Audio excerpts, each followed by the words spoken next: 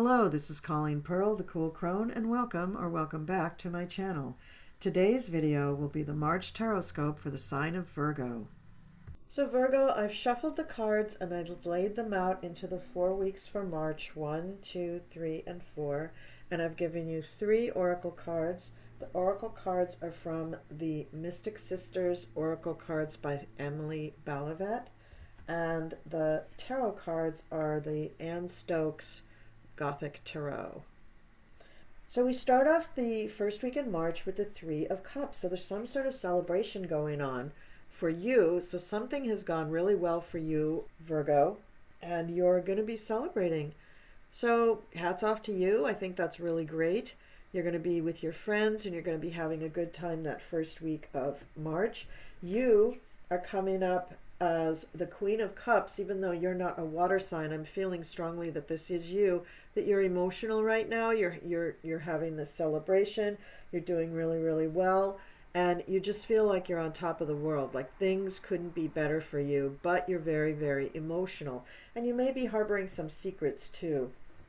And the reason I think that this is you is because this is also you, the Empress.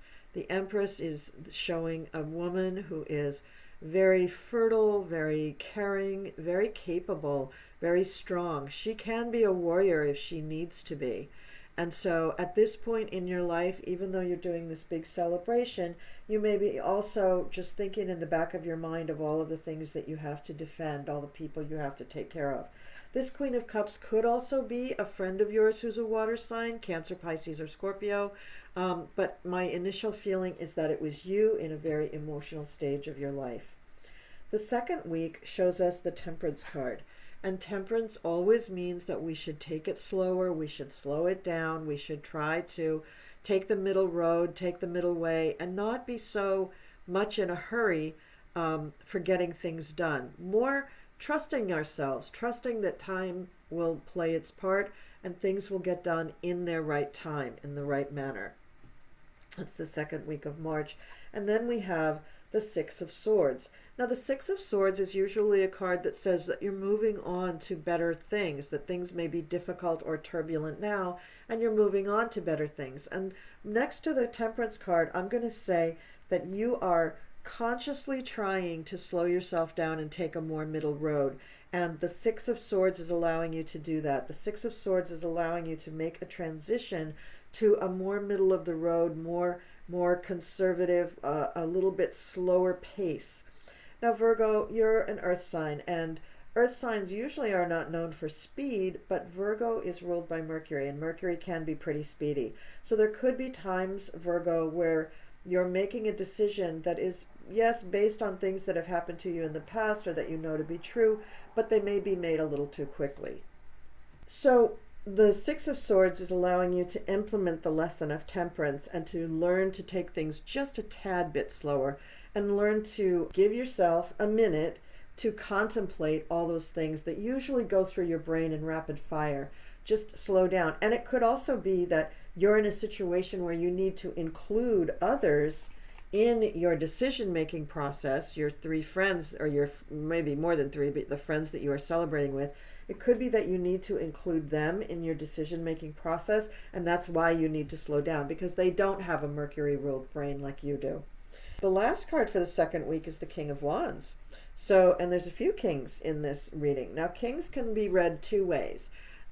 Kings can be a release, an ending of some kind of a certain aspect of your life. King of Wands would be an aspect of your identity. So it could be that in this transitional thing that you're doing here with the Six of Wands and Temperance, it could be that you're letting go of a little piece of your personality, not personality, a piece of how you present yourself to the world, and people are seeing this transformation. So you could literally be transforming yourself and letting go of a little bit of what you used to be known for in favor of being a more powerful person in control, authority or ruler or mother or whatever you are. So you're going through some changes, Virgo. Now the Four of Cups comes up in the third week of March, and this is the card of boredom. You know, this is the card that says you're getting offered all of these things and most of them are just boring to you and you don't really want them. That could be true, Virgo. It could be that you're just really not turned on by things, maybe because they're going at a slower pace, Or maybe you're just ready to move on. Queens very often are almost at the top of their game. They're just bumping up against that glass ceiling. Many times they'll make it to that king level and then be ready to move on after they've sat in that king energy for a while. But you here are saying that things that are being offered to you are just not to your liking. And then we have the Eight of Pentacles. And the Eight of Pentacles is analyzing and looking at one's work, really reviewing, really studying, figuring out what we have accomplished, where we have come, what we have done, and what do we want to do with it? Where do we want to go from here? So it's analyzing, almost on a forensic level, really analyzing all of the things that you've done and trying to decide what you want to do. And this card, by the way, shows up right next to this Six of Swords, which is a card of transition. It is a card of you making a transition to another place, another mindset, whatever. And then we have another king. And again, this could be a person coming into your life. It could also be someone leaving your life. So both the King of Wands and the King of Swords are showing up right next to each other. So they could be people who are leaving your life. The King of Wands, as we talked about before, could be a part of your identity that's leaving your life, or it could be actually a fire sign man who's leaving your life.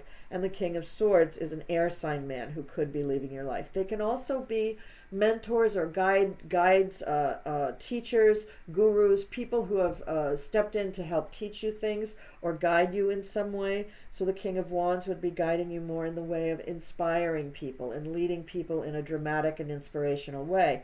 The King of Swords would be a person who would be teaching you or showing you how to teach others, and using words and concepts and ideas as your weapon of choice, as it were. Then we have the Ten of Swords. Now the Ten of Swords is usually kind of a negative card, right? It's the card of betrayal. It's the card where you feel like you have 10 knives in your back, right? So this, I think, is showing that it's coming right after the King of Swords. So I'm thinking that the King of Swords is maybe a man that you shouldn't trust. It's a person that would probably talk his way around you and maybe betray you in some way. And perhaps the Four of Cups, when you're saying, no, I don't want that, I don't want that, I don't want that. Maybe this is a moment in your life where psychically you're picking up that you are going to be betrayed anyway. So why should you take any of these offers when the betrayer is in your midst already and you know that they're going to take what isn't theirs? Then we have the Six of Pentacles. This is the card of generosity. And I'm going to say that maybe the King of Wands is helping you out here, and maybe he's being generous and offering his hand to lift you up after this betrayal and helping you with things. The reason I say King of Wands is because the Knave of Wands is right under this. Now this could be the person actually that helps you out. The Knave of Wands is going to be that knave, that knight that rushes in really quickly and just starts swinging because he wants to get things done. But the King of Wands is going to be a much more mature approach to things. And his approach is going to be one kind of brute strength, but also of inspiration and intuition. So interesting reading, Virgo. It's going to be an interesting month for you. Things are definitely changing. You've got this transition card here, and then you've got these couple of pentacles right next to the Six of Swords, showing that yes, you're really contemplating things. You're really looking at making changes and looking at where you need to make changes and what kind of changes you need to make. Let's not forget that you had the Empress in the first week. You're a very, very strong person, and you're able to get what you want. You don't really need anyone to help you get what you want when you are the Empress. So that's why I'm also encouraging you to look at these cards as aspects of yourself that are perhaps falling away. The Two Kings and the Knave could even be some of your energy rushing in when you get a new idea and you decide this is how you're going to recover. Let's look at the Oracle cards. Okay, we've got Nyx. I'm going to show you all of these cards up close in a minute. I just want to get them all pulled up. And Snake Charmer and Beltane Reunion. Okay, so the first card up that we have is Nyx, which is the name of one of my cats. All right, so here's Nyx. So Nyx, mystery the unknown. Nyx, the Greek goddess of night, beckons you to relax with the great mystery of the cosmos. She's a shadowy figure who thins the veil to magical realms. It is said that those who worshipped her would do so at night in complete darkness. Nyx reawakens our sense of wonder and the awe of the unknown. She urges you to relax and find peace with the deep mysteries. She calms us when we become anxious over things we cannot know. We often become so involved with day-to-day mundane tasks that we forget that deep magic is at work behind the scenes. Synchronistic events, strange coincidences, powerful intuitions, and epiphanies through dreams are more likely to occur and help to restore your faith in the mysteries of the universe. So very interesting. So I think this would really resonate with the Queen of Cups card that came up in the first week. So there are some mysteries here and some things that you need to look at in relation to your whole situation. Now let's go to the Snake Charmer. Obsession, fixation. The Snake Charmer sits entranced in her own shadowy world. Although beauty surrounds her, she cannot take time to enjoy it. She must not break her concentration on the poisonous snake in front of her, or a dangerous outcome would likely occur. This card deals with bad habits you wish to break. An activity that once brought you pleasure and gave you a sense of power has now become a detrimental obsession. This situation has been a progressive one created through time. A cautious disentanglement is required, and seeking others to help you will make the change much easier. Well, that helps explain why you have the 10 swords there, because that's obviously you trying to break the obsession, and parties around you just saying, well, you've always acted a certain way, why are you changing now? But it also tells me why you have the King of Swords and the King of Wands here, because the King of Wands is helping you face yourself and helping you see on a very high level who you really are and what you are telling the world about yourself. And the King of Swords, you've asked the King of Swords to tell you what he really thinks of you, and he's giving you his impartial judgment to help you make the choice to release this, to release the addiction. So I'm going to put the Kings down here too, because I think they're all involved with this. And the Temperance is definitely involved because you're having to change your ways. So I'll put the Temperance like that. Now, the last card is the Beltane Reunion. The keywords are union, coupling, intimacy.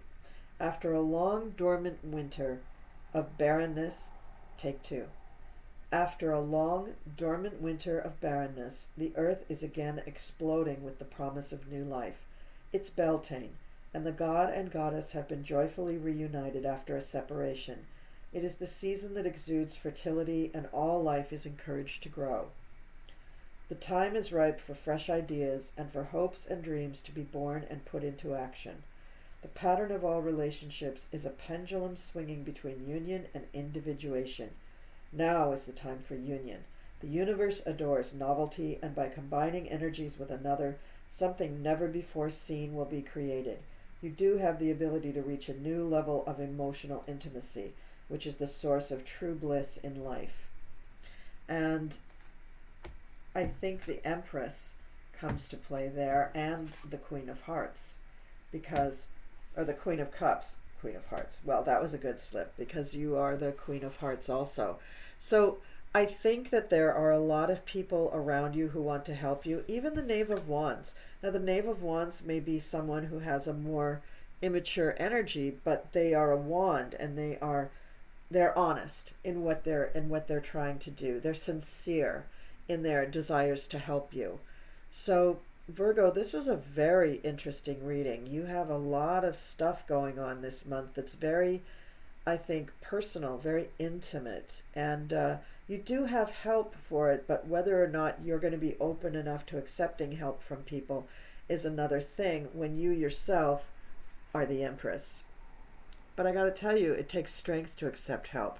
So, go ahead and do that. And don't forget that you're starting out the month on a real high with the Three of Cups. So, those kinds of activities don't last forever, right? What goes up must come down. So this is kind of a natural flow of life kind of month where you're going to have to deal with some things. All right, that's what I have to say for you, Virgo. Please leave me some comments down below and let me know how this reading hit. Thank you for liking, sharing, and subscribing, and I'm so glad to have you as a subscriber. It really means a lot to me, and I will see you next time.